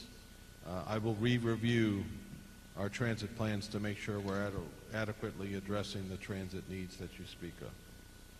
My third question, and the last one, I want to know who signs these contracts, because the Supreme Court back in 1934 ruled that there had to be certain things done if members of the federal government or if agencies made private contracts, and that was with individuals. And since they have ruled that these agencies are persons, why, I want to know if that's still legal, because I challenge the whole thing. I don't know why you can make contracts with people and you're a federal agency or a state agency, and can you do that legally? I think maybe before you sign contracts, somebody better look that up and look at the Supreme Court decisions that were made in 1934. Ms. Montgomery? I want to know by what authority you can sign these contracts. I think that is illegal, and I challenge the whole thing.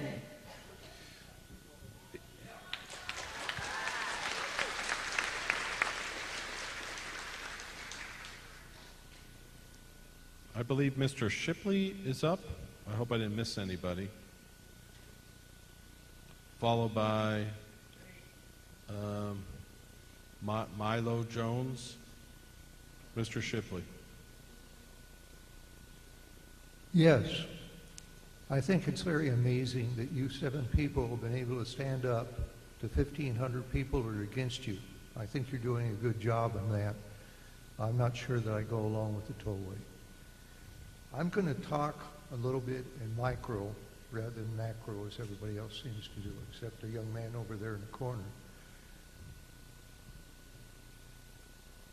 I just learned last Thursday that a arterial recommendation is planned on the street right next to where I am. And I noticed that it shows up in most of your things. I live right next to Kramer Lane on Stone Road. I may lose my house of 43 years because of this. There's several things, or 2 major problems with having a artery on on Kramer Lane. The first one is it crosses over Brown Street, which is a major path going to East Wiley High School, which means everybody will have to go on an alternate path to get there. Secondly, it's going to, or else there has to be a light there. It also crosses over Stone Road. It means that the people on the other end of Stone Road have to go a roundabout way to get to their houses, or they have to have a light there or a stop sign. And there's going to be several others using that path, several other lights or stop signs. This means that it's not really a highway, it's going to be a 6-lane farm road through a residential district, which doesn't make a lot of sense. And if the railroad, which is right opposite Kramer Lane, is sending their trucks to and from the railroad with their cargo, there's going to be a lot of stopping and starting, a lot of extra fuel used, and a lot of extra time. It's also going to, a 6-lane road through the area is going to displace about 20 houses.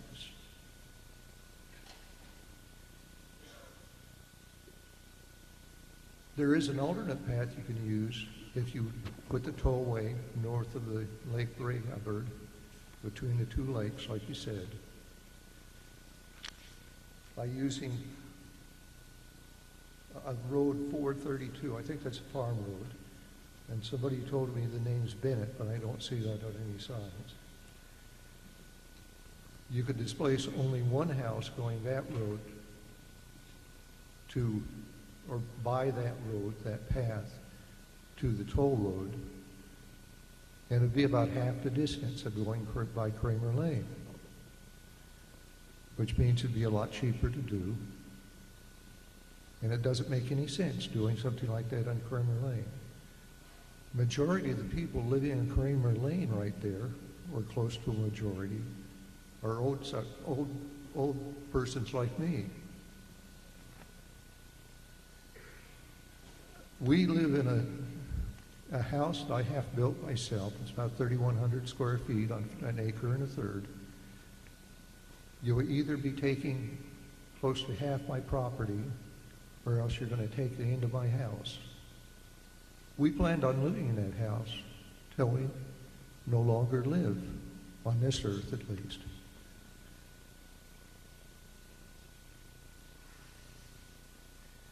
You know, some that would be affected are us old people. I'm only going to list me because I didn't want to list a bunch of other people on it. I do know names of people who would be affected by that. I'm Pat Shipley. My wife is Kathy. I'm a Vietnam vet. I have an engineering degree from the UCLA. I've been working as an engineer for the last 35 years. I retired 6 years ago.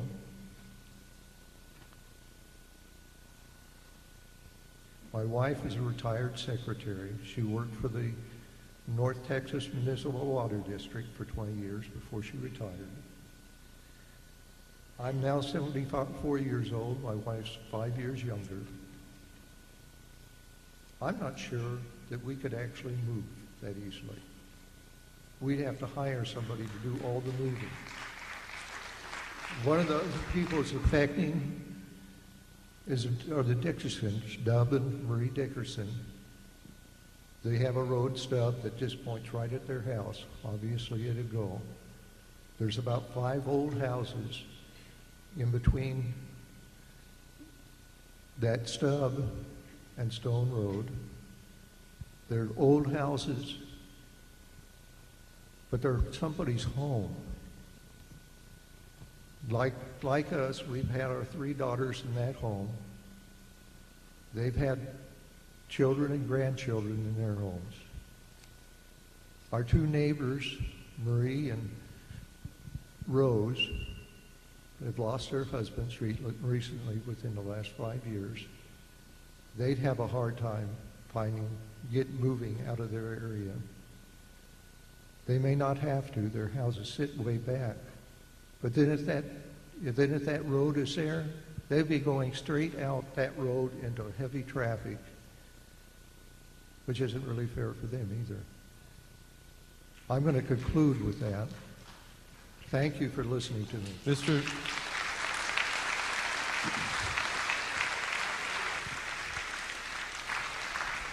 Mr. Shipley, have you given us your contact information so I can make sure you've given me maps. I want to make sure I understand the route that has fewer displacements. Do we have that contact information on here? Can we get that, please? Okay, my name is Dr. John Garcia. Hold on just one second, sir. I apologize. We're going to give you this piece of paper to make sure, Mr. Shipley, we have your contact information so we can get back to you. I apologize, Mr. Jones. You have the floor. Okay. My name is Dr. John Garcia. I'm an engineer. I actually have multiple degrees, both in mechanical, electrical, and device physics. Okay. I have IPO'd, so unlike a lot of the other people here, maybe even if I am displaced, I can both fight or I can specifically move. The issue is I own property on both sides. I own property off the 1570 corridor, okay, as well as property in multiple areas that you'll be covering. Now, quite frankly, right now it doesn't appear that your routes are going to affect me directly, but there are issues that I would like to ask questions on. First of all, for your consulting group over here, I believe you had a Kevin Ramberg. Okay, what is your background? What degrees do you have? My background is in biology. I have a bachelor's degree in biology from the University of Texas. Okay, so you actually do not have an advanced degree in any type of environmental sciences? Okay, have you ever done any type of studies such as mercurial contamination, okay, in any of the areas, or heavy metal contamination work based on atomic absorption spectroscopy or any other type of method like that? Okay, now you can actually go see a paper that I published on a PhD on mercurials within the environment, okay, in 1973, based on mercurials in Elephant Butte Reservoir. Okay, so I'm an expert in the area of heavy metals and mercury contamination. Okay, we have another gentleman here who is a PE, who is listed as Stephen Woodruff. Is that correct? Yes, sir. Can I get your background? What are your degrees in? I have a Bachelor of Science degree in Civil Engineering from Texas A&M. Okay, so you are a true civil engineer. Yes, I am. Okay, so here's a question. Whenever you are starting to generate a roadbed scenario, especially in the clay soil that we have in this area, the clay soil is considered to be an expansive soil. Is that not correct? Yes, sir. Okay, so you have to basically come in and do some mitigation, essentially, of the roadbed or anything else that you're going to construct in that area to basically change an expansive soil, okay, to a compressive soil, or else your road will not last, or any other structure. Is that not correct? That is true. Okay. Now, how deep do you need to go below the surface, okay, in the clay soil around here, typically, in order to provide mitigation for that roadbed? First, we would have to determine the alignment of the road so that we can do a geotechnical analysis of the soil profile to understand exactly so that we could understand. No, I'm saying what is your typical, because what you're giving me is gobbledygook. The reality is you need to go 4 to 6 feet based on the load capacity, essentially, of the concrete that you're using. It depends on the geotechnical profile of the soil. Great. So in areas that are marshy, such as the areas around, okay, any of these areas, you may actually have to sink piers deeper. Is that not correct? Yes, that would be considered organic material, not suitable to be used as roadbed, so that would have to be, as you say, treated to be appropriate roadbed. Okay. When you guys do your mitigation studies, do you actually go below the surface to validate any presence, essentially, of heavy metals? One of the items that you have in the routes that you have are actually an EPA Superfund cleanup site in one of the routes you have. It was actually mitigated, okay, in federal court, okay, to not prosecute the original owner of this area in the event that they would try to either cover it up or mitigate it in some area. So you have got, first of all, an EPA Superfund, okay, cleanup site right in the middle of one of your routes. Next area is you're going to go right through, essentially, an area which is a landfill. Landfills are typically sealed by what? A clay subsurface. Is that not correct, Mr. P.E.? They use a clay, okay, base in order to provide water retention so you don't have subsoil leaching, essentially, of any of the heavy metals or any of the water in that area. Is that not correct? I'm not an expert on landfill design. Okay, well, they do. In addition to that, landfills produce methane, okay, as a byproduct of the decomposition process, okay, for years, sometimes 50 to 80 years. Okay, Mr. Biology there, is that not correct? Okay. We're at our time limit on this. I do want to say one thing. Do you have, Mr. Jones? I would very much like to understand exactly where that Superfund site is, because that is one of the things that we're looking for in this public involvement. Absolutely. Process. It's right over the area where your road, okay, comes over, okay, and through the route of the Garland Power and Light, near Vincent Road, and near, okay, the area that you're going to go through the landfill. Okay. You also have a secondary site, which is considered to be essentially wildlife preserve, as well as how do you do your studies to determine if you're going to displace or dislodge, okay, any type of wildlife that is considered to be on the endangered species list? Do you physically, okay, sponsor people to go and actually check that, or you just go by map sites? We do both. Okay. There is spotted owl, okay, habitation site all along Rowlett Creek in that area. Okay, all the way from Lake Ray Hubbard at one end of it, all the way on through, okay, over into Saxe. In fact, there's 3 routes there that are spotted owl, okay, sites. Those are all considered to be essentially, okay, off limits to this type of construction. Now, let's talk about the mitigation of your roadbed. To dig your roadbed up, okay, and to mitigate the soil conditioning, you're going to have relatively large clouds of dust. That means you're going to contaminate, okay, everybody for half a mile around when the wind is blowing.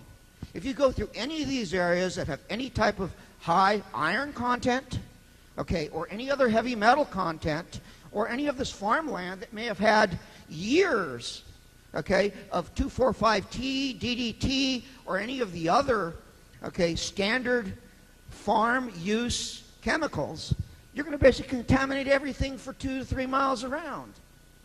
Have you guys even considered that, okay, in your placement, essentially, of your road?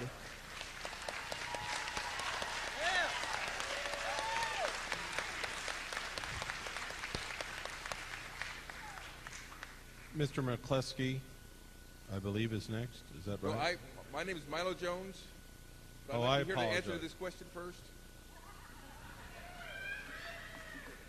Mr. Jones, I apologize. You have the floor. Well, I'd like to hear the answer to the question he posed. The final question? Anyone you want.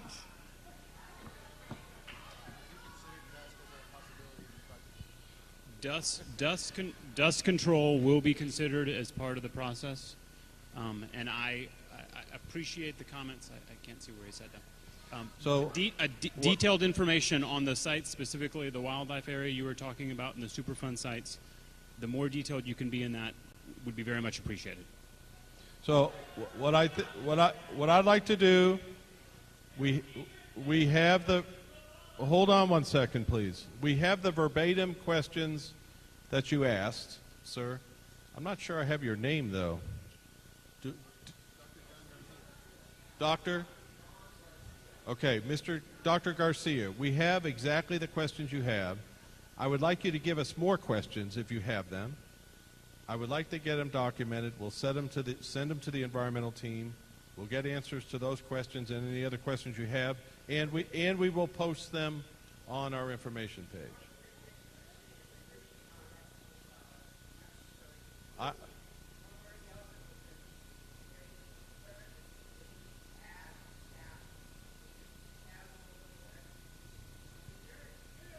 But if you could give us, well, we have obviously the questions you have. If you have other questions, I would appreciate them. I would like to get them to the team, and we will post them. Mr. Jones, we turn it over to you, sir. Thank you. I must apologize. I didn't come prepared with anything written, but I was listening here, and I thought I heard that you were inviting people to comment on your website, and I was wondering if I'm not implying that those comments should be publicized without being somewhat managed. I don't want to see any profanity there, but not to say that there would be. But I would like to see what the people's comments here on that website is a written document of what people are concerned about.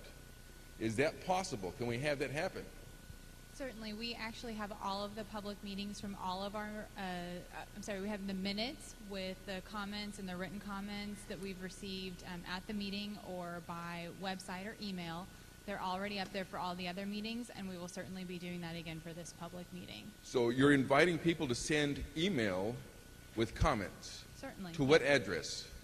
You have my email address at the back of our presentation. That's the North Central Texas Council of Governments presentation. My email address is on there. I'll tell it to you. It's awilson@nctcog.org. All right. Also, and just make sure, all the comments tonight, all the comments received to date, and all the comments we get in the next 10 days, it will all be inventoried and communicated not just on the website, but to our policy officials. Earlier tonight, it was implied that members of a governing group we will have representation in that group. You implied that it's not this commission that's going to decide the fate of this feasibility study, but it's actually a larger group. There are 44 members of the Regional Transportation Council. I'm assuming that some of those individuals answer to elected officials. They are elected officials. So what is this at county levels? What levels? Both. We have both county representatives and we have city government representatives. Can we get a list? Of course you can. It's on the website. You can get all the Regional Transportation Council representatives. It's on our website. Okay, so we need, so that our just next remember, step, don't go. It's not the COG Executive Board. It's the Regional Transportation Council. It's on our website. So we need to find the Regional Transportation Council, and those are the individuals we need to approach to get this stopped. Is that what you're saying? Those are the people that will make the decision, and lots of you are contacting them already. All right. Well, I just wanted to make sure everybody knew that that was the place to go to find the next step to get this stopped. Thank you. Thank you.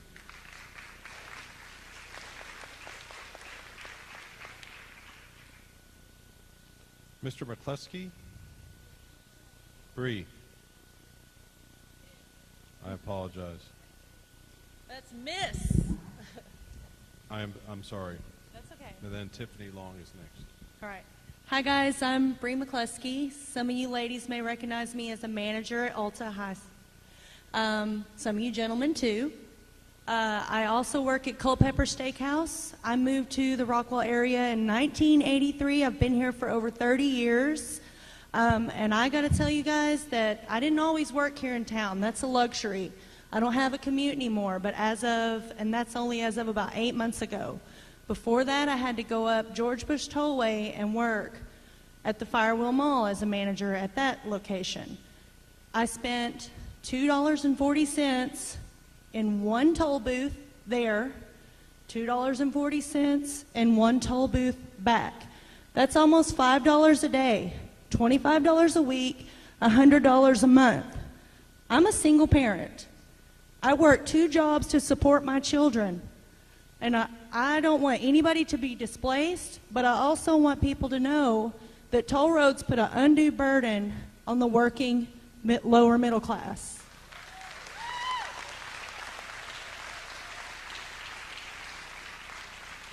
There's no reason that we need to add to this and make it worse for people like me who are working and trying to make ends meet and support their children. That's all.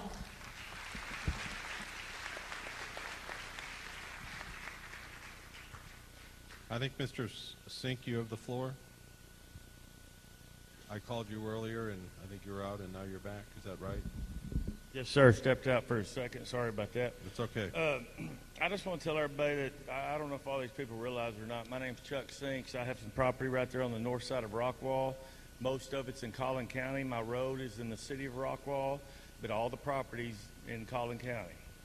And I'm also part of the wildlife program over there. But I don't know if all these people know or not, but y'all have already got us to sign something saying that you could come onto our property and survey it. And we've got a map that one of your guys gave us from the engineering firm that shows us where this highway is going to go. Can y'all hear? Sorry. So I think what everybody's saying, I don't think they're telling the truth. Y'all have already done the surveying. My other neighbor over there is a developer. He's stockpiling 130,000 cubic yards of dirt. He only needs 65,000. I know this for a fact because he used to run my company. Now he's running another company. So he's stockpiling an extra 65,000 cubic yards of dirt right there in the city limits of Rockwall, and I think it's for this highway. I have the map right here that you guys gave me that shows you it's going through my property. If anybody wants to see it, it's right here. Well, is there any way we can get everybody's email address here and just all get on the email? Because I can show you lots of stuff that they're not telling you. They're saying that they want the people's input, is what they're saying. And if they have alternate routes. Mr. Sink, but I don't think it's true. If you send it to us, we will send it. We'll post it and send it to everyone that's here. What? Personally, I don't think they're going through Levon. They're not going through Wiley. They're going to tie in right up here on 30. They're going to come across the bridge. They're going to come up to 205 and the 205 bypass and cross me and Mr. Stubblefield. That's exactly what they're going to do. I had to bring it to the attention of the mayor of Rockwall, didn't I, sir? Because they hid it from Rockwall. If you give us that information, we'll send it to everybody. Ms. Long, I apologize. He was out of the room. You now have the floor. Thank you. My name is Tiffany Long, and you can send that to notollroad.com. I hear tonight in this room, and I've heard at previous meetings, a number of people, number of residents, business owners, dignitaries that are expressing distrust in COG.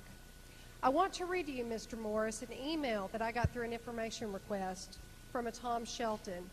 He was responding to an email from John Crew, and I'm going to quote verbatim. It was an email dated Monday, March 18th, 2013, and it states, John, we want to craft the language referencing the project that creates the least amount of risk to you, end quote. Now, I want to know from you, Mr. Morris, do you work for us, or do you work for the likes of John Crew at Public Works and TTC?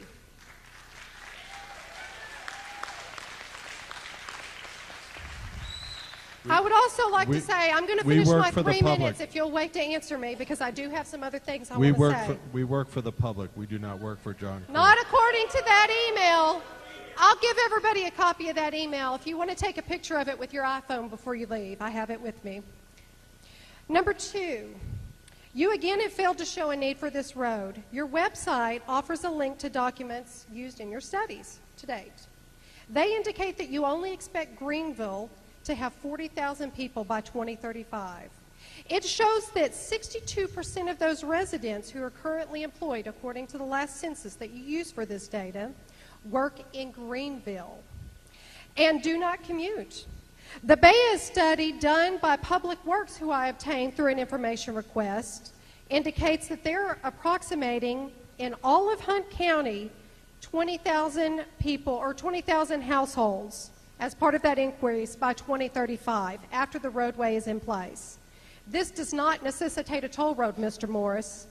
The other 100% private toll road that was done in Texas, the only other one was in Laredo. And Mr. Barker, I think you can explain to us it was an utter failure. In fact, I-30 right now, or 130 right now in the San Antonio area is technically bankrupt. These are failing all around the country, and some states are even prohibiting them through legislation. The U.S. Transportation Panel released a study September the 20th, just a few days ago, and the summary stated that these projects should not be thought of as an overall infrastructure funding projects, and this is the federal government. Why are we not listening? North Texas has more toll roads per capita than any other region in Texas. And lastly, Public Works claims that they do have the power to use eminent domain because of Title 32. That is somewhat true. It is true that they formed prior to the repeal of Title 32. The company was originally owned by Mr. Cook, and it went inactive for a little while, and apparently at some point it has been purchased by John Crew. However, in that original charter and the Articles of Incorporation, they only listed 13 counties in which they ever planned to build or develop. Hunt County is not one of them, and this road goes through Hunt County. Mr. Barker claims that they later added a number of other counties during a conversation I had with him. That's a problem, because the Texas Administrative Code does not permit substantive changes to the purpose clause of a charter, and it never has. In fact, the Attorney General has ruled that this is prohibited. The AG repeatedly ruled that they may issue an opinion overturning a Secretary of State having allowed them to have a permit. So I'm asking that before any more taxpayer money is spent, that you allow an elected official to request an Attorney General ruling to determine if in fact they do have standing under Title 32 in the state of Texas.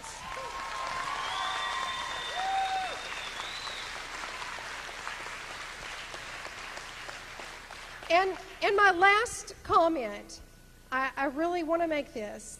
You've seen tonight how people feel about this, and I've heard it said in marketing that for every 10 people that are upset, you usually only hear about 3 of them.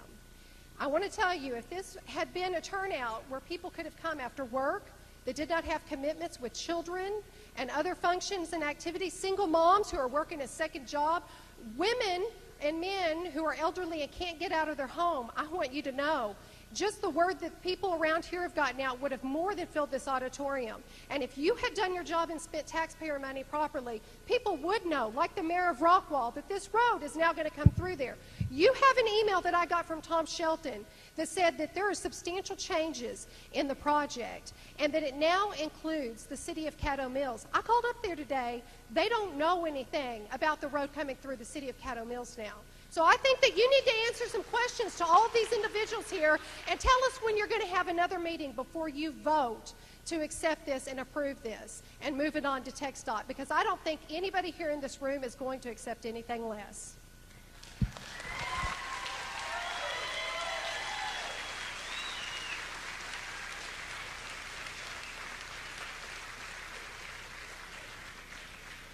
Mr. Long, followed by John Holloway. Oh, I'm sorry. I apologize again.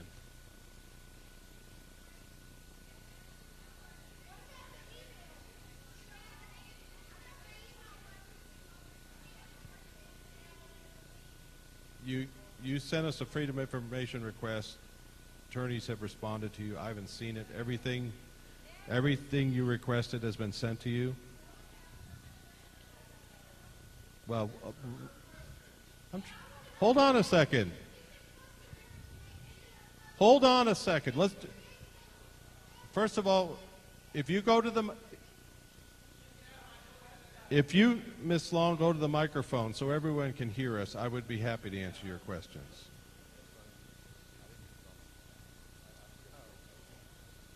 So your first question was a Freedom of Information request you sent.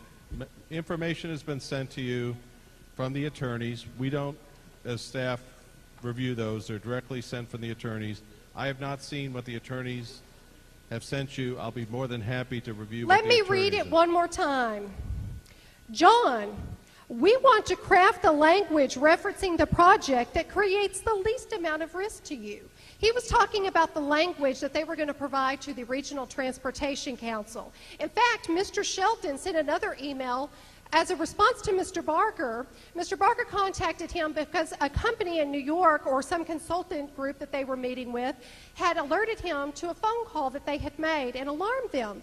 They said that there were a number of people with the Regional Transportation Council that were against this project, and that they had also spoken with Chad McCowan, and Chad McCowan with COG, NCT COG, said that they were concerned about the advancement of this project.